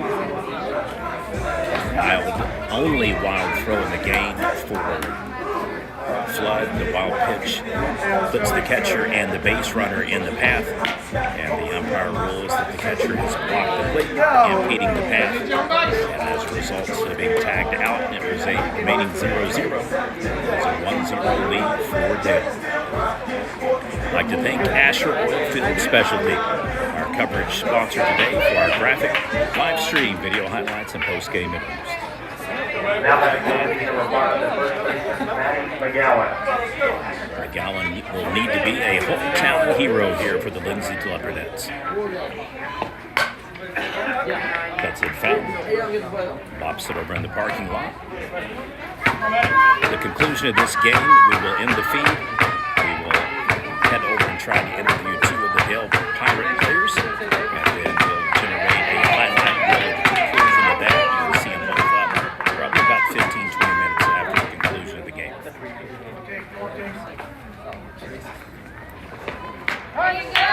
In corner pitch.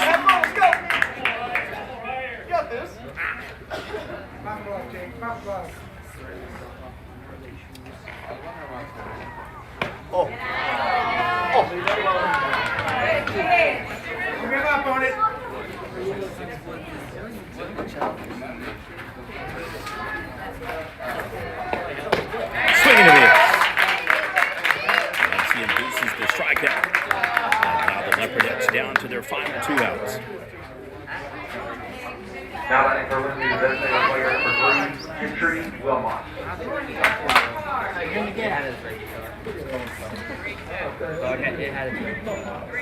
Come on, sis, you got it.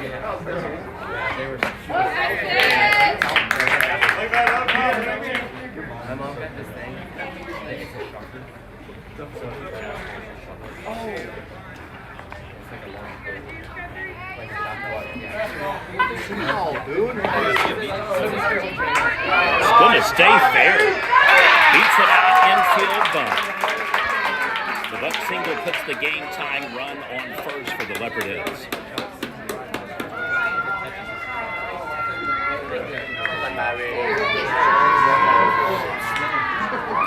One down for Lindsay. They will need to advance this base runner. We do have a courtesy runner at first. Update that.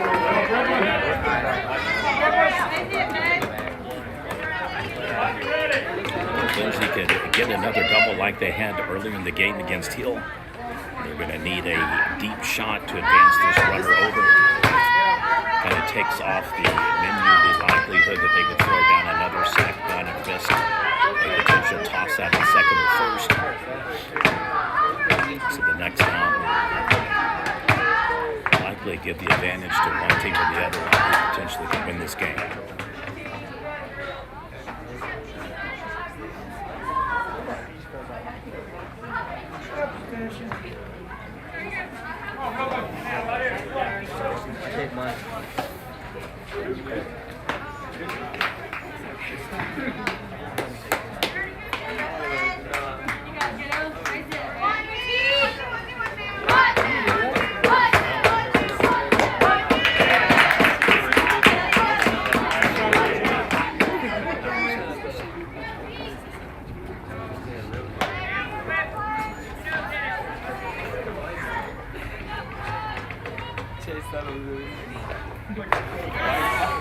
Off-speed pitch by Muncie, just kind of floats. Frames up high, ball one.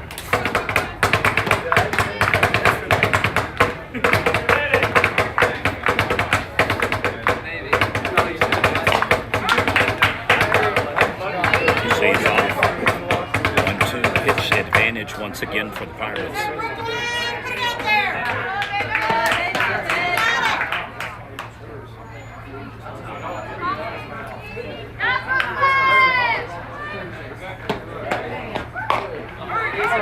It's going to go in between, perfectly spotted. Leopards beat it out. Safe is the call. Would have been out at third, however, ball bobbles. Leopards now on the corners with a potential game-tying run at third base. Well, that one was tough.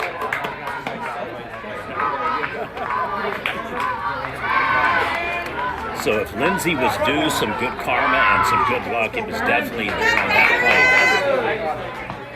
play. Dale did beat him to the throw-off. However, third baseman unable to maintain possession of the ball. Leopards get the stolen base. As a result, we've got them now on the corners. Only one out for the Leopards. It's your PNTV game of the day. Defending reigning state champion Dale versus Lindsay. Aspirations for the Leopards to make it to state and be your 3A state champion. Other teams will have a little bit to say about that. The Chandler Lions, Washington Warriors, the Lone Grove Longhorns, some of the other teams that Lindsay will be expecting. North Rock Creek perhaps as well. Just a loaded field in the 3A pairing. And cannot wait to see which teams advance. Kinsley Hill and Reese Flood in a pitching duel early on. Miss Hill leaves after 4 innings. Flood will likely pitch all 7 or possibly more. Teague Muncie came in the 5th inning and pitched all of the 5th, 6th, and now here in the 7th. Induced 1 out to start the inning. And then Lindsay with back-to-back base runners on now. Looking to tie this game with a runner at third and potentially take the lead with the base runner at first.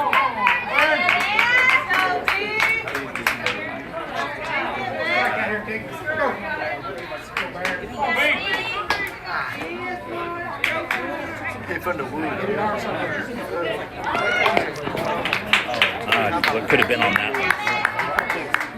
Had she not done to that one, good likelihood that the base runner could have stolen at least second.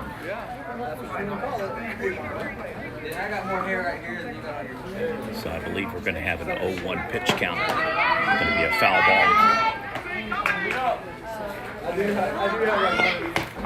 Shows bunt again. It'll be an interesting call if the Leopards are leopardettes, as they prefer. Tweaks this into another bunt. They've had a bunt single and a little looping shot that fell in between second base and first base. First base is shifted, and you can see she's up. Second base is hooked over. So now the gap is center field or left field spot. That's where I'd be trying to pop this thing if it were me. You can easily score a run and likely advance the base runner to third if you get a deep enough hit. Scratch that. K-Time, 2 down. The pitcher, Bree Flood.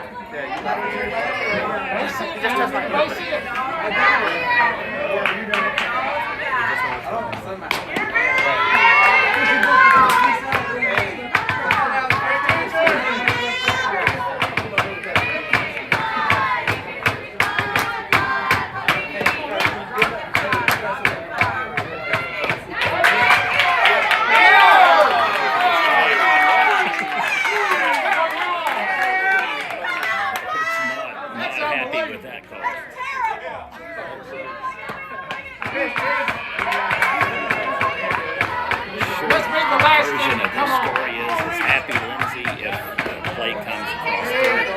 Maybe a sad Lindsay if they don't. 2-1 on the pitch count. Games like this, the slightest errors or miscues can be costly. One hot son of a dirt, 3-1. Base runner is just going to coast in. So the leverage wisely moving that extra runner. This is where a timely hit could prove absolutely crucial and beneficial. For the center fielder, she's very shallow. You can get between second base and shortstop. Likewise, into the strike zone. So the leverage now down to the final out and final strike here.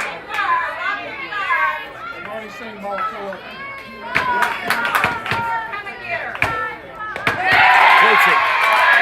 They're going to ring her up on the fourth ball call. Dale wins 1-0. Thank you, ladies and gentlemen, for watching your PNTV game of the day. Dale victorious 1-0.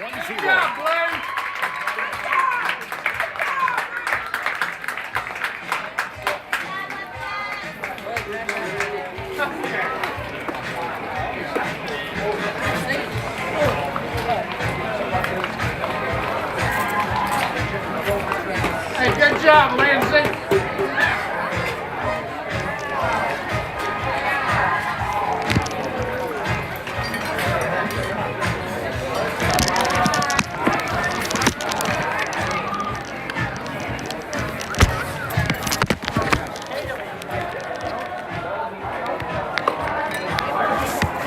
You got it here.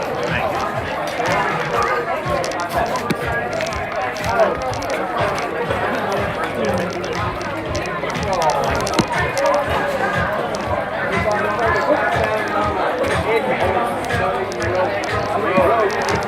Not very often. These are all good.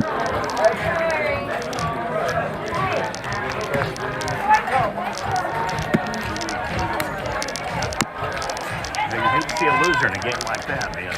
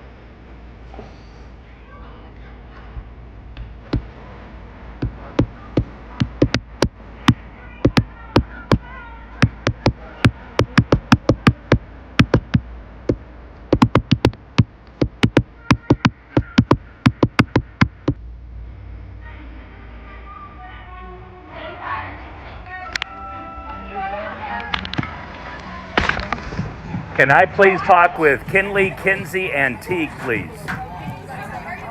Hey, Teague! How are you? Good, how are you? Doing good. How are you? Good, how are you? That was a great pitching performance. Thank you. All right, I'm just going to tell you this. We announced the top 10 today, and you were on the cutoff. However, I'm going to hedge my bets, and the stats still count throughout the next 2 weeks. So rather than put any extra pressure on you, if your stats warrant it, you can still get into the top 5. Yeah. All right, so just letting you know. We're trying to be fair and let everybody have the numbers so they get an equal shot. But I just wanted to let you both know you made the list. You made the list as well. Thank you. And so you're right there on the bubble. Unfortunately, we got to try to have a clear picture. We got to have some clear players. Yes, sir. And so you and Alyssa, probably pretty much who's going to come down. Other girls, I don't know. I want to give you an opportunity to do your thing, so I just wanted to let you know that personally. You know I like you, and I'm a big fan. So Thank you, I appreciate it. don't take it personally. All right, I'm going to do a quick interview here with you guys. No trick questions. All right, we're here with the Dale Lady Pirates, back-to-back state champions. First off, how tired?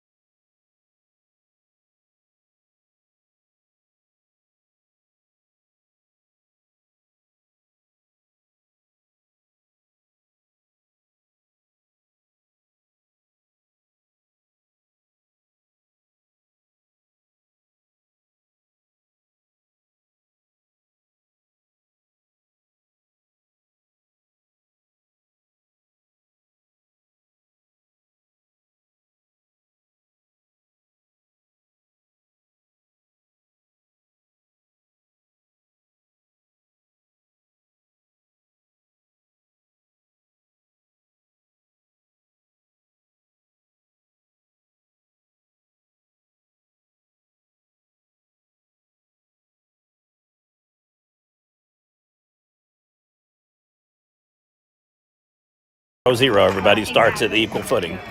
All right, Miss Hill, you were throwing some darts out there today.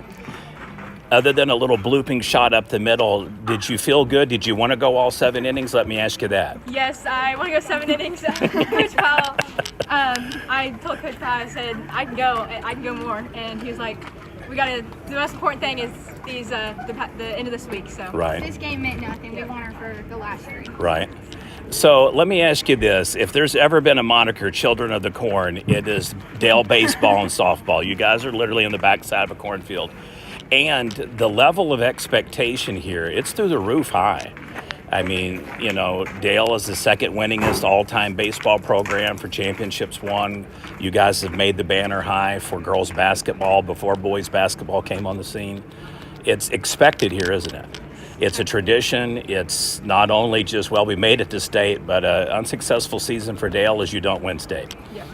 And so what kind of pride and what kind of drive does that give each one of you to want to be that next set of girls to see your names in the banner and see that rafter go up?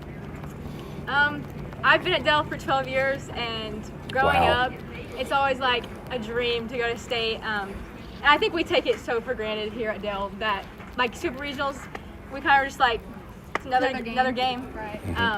Which we should make it more of a big deal. And we talk about the Dale way all the time, getting bunts down, stealing bases, getting hit by pitch, and that's what it takes, and that's what makes Dale so special is the people.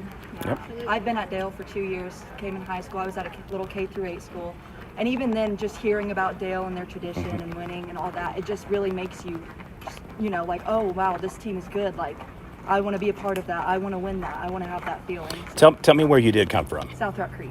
Okay, it's a totally different atmosphere, Yes. right? I mean, And the closest thing we got to state was ORES. And I mean, it was just little schools, but it's not, the feeling at state is nothing compared to what that is. all right, Teague, you broke more than a few hearts leaving AMPO. Absolutely, yeah. But at the same time, I know this was a decision made for several reasons. I just happen to know people that know you, and I know your family. Why did you choose Dale, and what has it meant to you to be able to wrap up your career here at a storied program like the Dale Pirates? It's really a privilege. Like, I never dreamed I'd be able to play at a place like this. I loved AMPO. It was a great school, but we used to compete against Dale, and even then I'd get so frustrated because it's not just 1 year, one team, one time they're good. It's every year. They're never going to be easy to beat, and the community behind them is insane. Like, being able to play with a crowd like this and a community like this at every single game is so special. Like, there's nowhere else like it, for sure. Well, I want to congratulate you. Great win today, and I'll be looking forward to seeing you at state. Thank you so much. You guys are awesome. Thank you. Keep it up. Focus, focus, focus. Yes, sir. You make them pay. Hey, Yes, sir. Lindsay. I will. Hey, Thank you so much. it's good to see you again.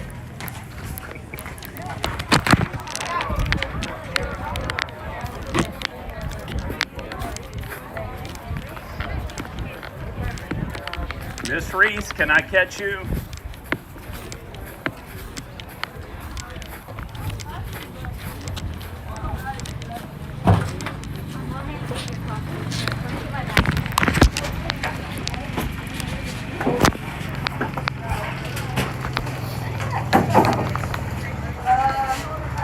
Do you have a quick second? Or do you need to get on the bus? You have a quick second? Oh, sure. Yeah. You finish doing what you're doing, and then I'll catch you when you're ready. Okay.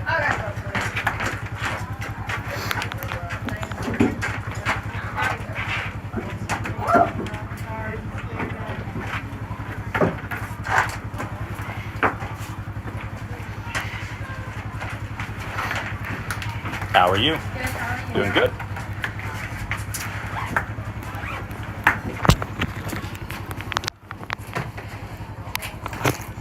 This will probably work as good as any, so we'll do it right here. Right here? Yeah. If you want to set your stuff, yeah, you do it however you want to do it. If you want to keep it on, I won't keep you long because I know you guys want to get on the bus. I'm gonna ride the bus. 1 second. Uncle Travis, some guy, I don't know who he is. Some nut job is stalking me. Can we call security? All right. We're here with Reese Fudd from the Lindsay Leopards. First off, Reese, at one point during the game, 13 strikeouts, 15 batters faced. Through 6 innings, game plan was probably to limit them on number of hits. You were very successful limiting them to the number of runs. Walk me through kind of what your thoughts were on the play at home plate. Obviously, it's controversial. Well, I think it was kind of a miscommunication thing, first of all. Some of us were yelling runner, some of us were yelling not runner, which is a common mistake, but that's something we could practice and get better with. Not Lily's fault. If it was interference and that's what he saw, so be it. But I mean, but I think it was a good play, and I think that we did the best we could with what we had, and that's all you can really do with it. And you got to keep moving and hope you get some runs, which in our case, oh my God. I know they're everywhere. What is it about playing Dale? First game, you won by 1. Second game, they won by 1. Third game, only 1 run scored total. They're a good team. Dale's a good team. We seem to battle with them every year. They put their cleats on our throats and we put it back on theirs. It's a good game every time, and it's a fun game, and I think that they're a state championship team. They're a good team, but I think we are too. So I think that every time we play them, it's just a good game. This year, there's probably more of a two-headed monster in 2A. Pecola Dale, I think, is who everybody thinks will play.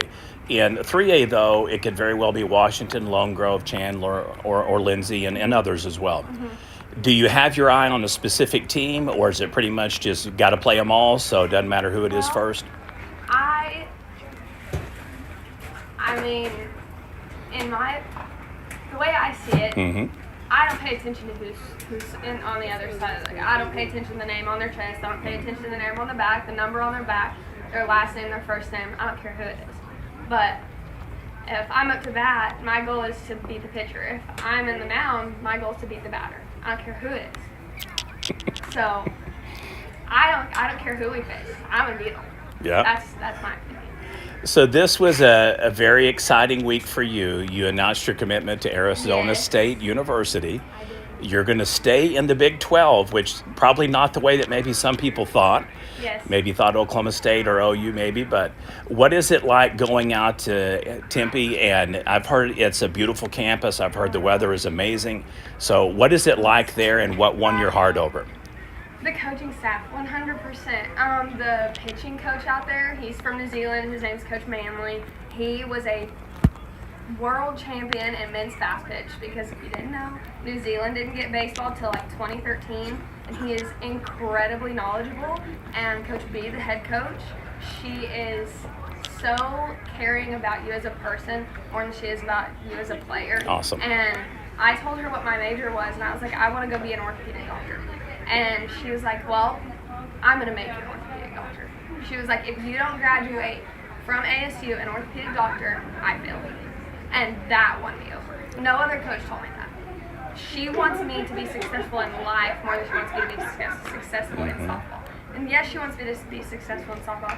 She was like, I want you to come here. I want you to be an All-American. I want you to go do big things. I want you to go do whatever you want to do. But I want you to be an orthopedic doctor. So her saying that and caring about me as a person and as an athlete won my heart over. And plus, the girls and the campus, Tempe is gorgeous. If you've never been, you need to go. It's so pretty. So. All right, well, you're getting attacked left and right, and nimble display of defense and offense there, fighting off the bees. I just wanted to let you know you pitched awesome, you pitched amazing, and you will be one of our finalists for Pitcher and Player of the Year. Thank you. They're so annoying over here. They did that to me for literally an hour and a half behind the fence. Just kept coming and coming.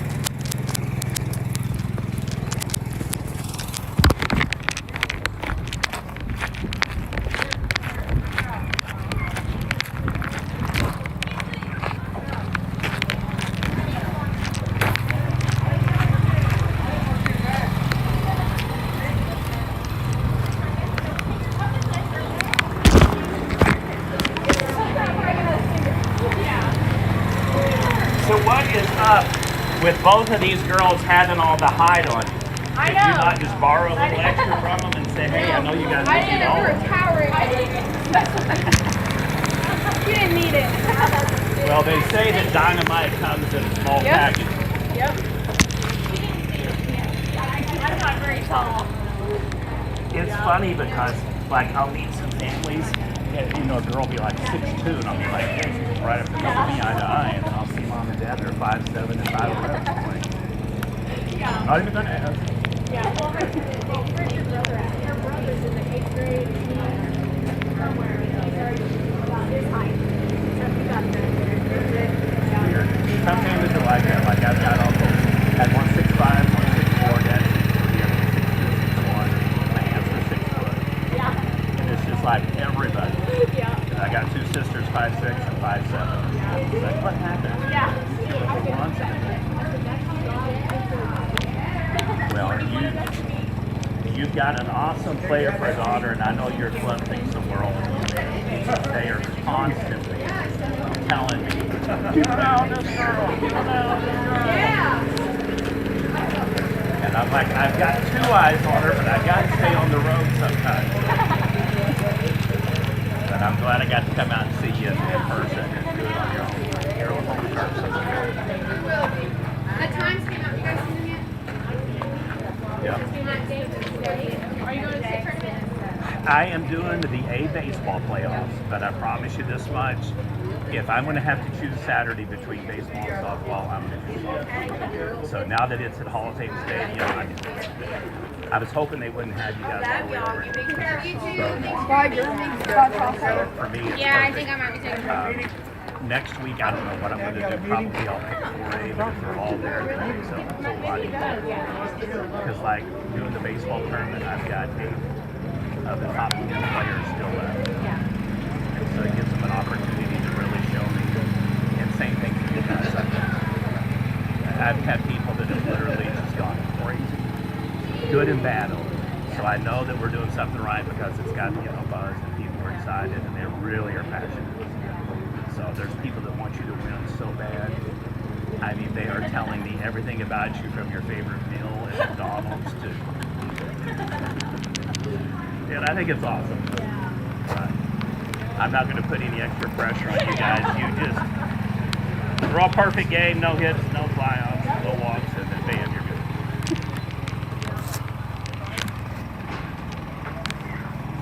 But man, I'm telling you, 4A this year has just been yikes.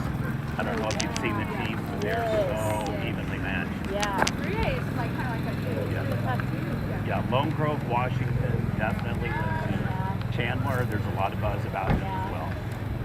But in 4A, I don't know. Weatherford versus Wagner. It could be. If Blanchard's on, but they kind of went through. Newcastle. They did 2 lots against us and Lindsay in the Douglas Festival, and I think they were on 16 games. But they're Among some of the better players I've seen this year, Weatherford's got a better monster hard. Yeah. The last name's Teasley. What is her first name? Oh, Mark. yeah. Just drew a total blank. I was wanting to call her Morgan. I'm like, and then Hughes Hutchins and Boyd Griffin from Wagner, same way. Yeah. They're awesome. Zoe's going to be special. Yeah. She really is. She gets out on that mound and she reminds me of Jordy Ball. She just paces them like a cat. Yeah. We play against her in travel ball a lot.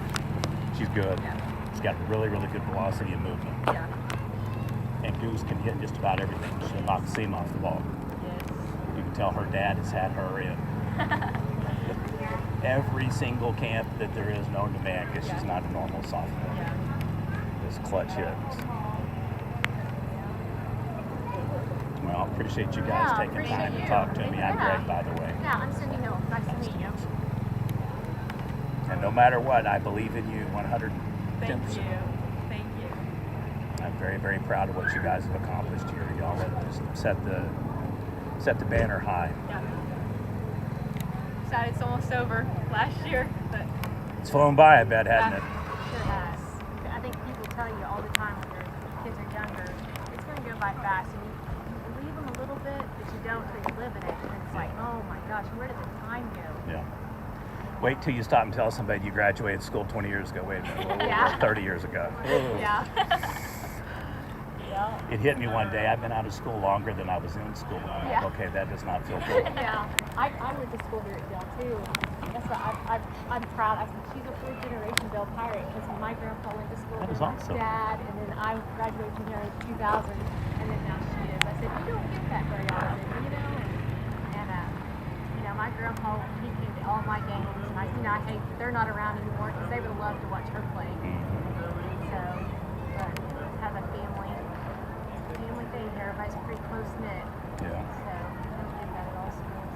I remember I actually earned 2 degrees in between being an adjunct professor, college teacher, dean, and then administrator.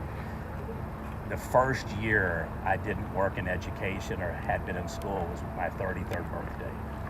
And it felt so weird because I was just like, all right, I've either been in school, been going to school, or teaching, and it just, I don't know, it was odd. yeah. But I got used to it real quick. Yeah. Lots more headaches now than there used to be. Oh, God. Are you still in education? No, I've been doing this now full time. We first started as OK Preps, and then we rebranded as Prep Nation in 2015. I used to pretty much be affiliated with Tulsa World, so I was OK Prep Score, Stats, and OK Preps. They were OK Preps Extra. And then there's mascot media using OK Preps, and the KSW Prep and everything. Series and Stats and Showdown. So everything is pretty much hashtag OK Preps and the tradition of what we started. I've been blessed. I've been able to see some of the best in Oklahoma and Texas. But I don't get a chance to go down there much anymore. I do about 300 to 350 games a year. And I have to turn